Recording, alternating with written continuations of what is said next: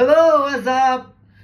Mga caregiver friends and followers, especially to those kapamilya natin na nasa kanilang sariling tahanan na may inalagaang matatanda, na kini-caregiver nila doon sa sarili nilang tahanan. So, I have something to share to you guys that may be useful, lalo na sa pag-change ng diaper. Okay guys, I have some props in here. So, tadaan!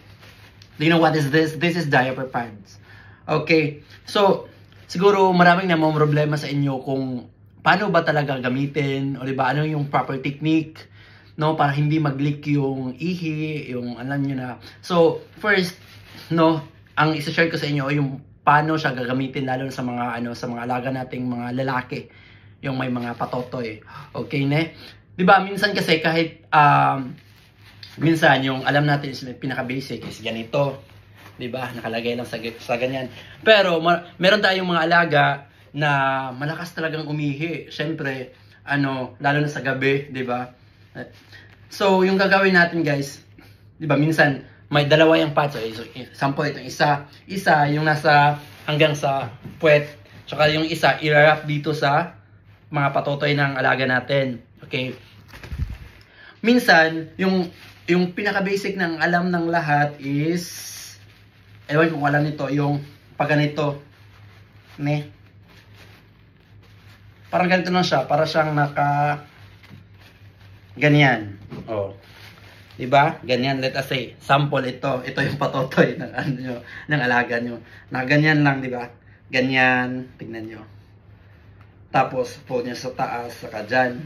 O, para siyang naka-triangle, guys. Pero minsan, madalas talaga dyan, ang tawag dito, ito ay nahuhulog, or let us say, nahihiwalay dyan sa pag, syempre, masyadong malikot yung mga alaga natin, So, if they turn sideways, left and right, so, mahirap.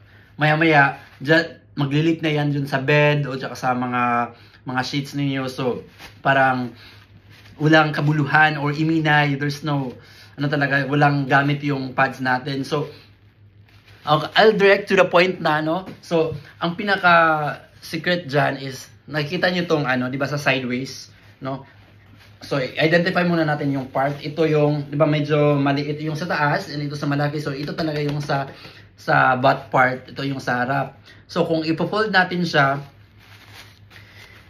ito, dito sa ilalim, Oh, okay?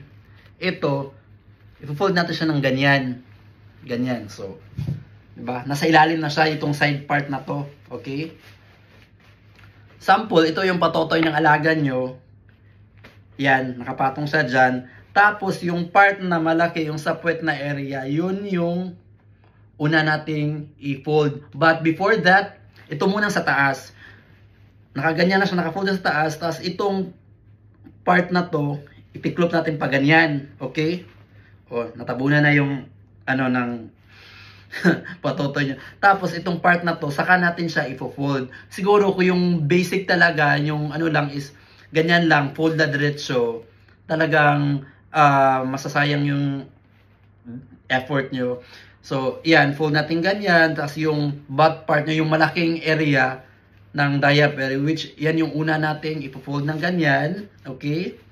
Tsaka, itong maliit na area, yung isarap, ganyan. Okay. Para na siyang heart shape. 'Di ba? Nakikita niyo ganyan. So, ito na yung patotoy diyan na yan sa loob. Ang kinagandahan kasi niyan, hindi masasaktan yung patotoy ng alaga nyo kasi naka-fold yung tas parang hindi siya madaling mahiwalay. Kasi nga siya, parang na-sandwich siya. And then sa part nito, pag nagtagilid minsan, 'di ba, yung ihi napunta dyan sa gilid or sa right.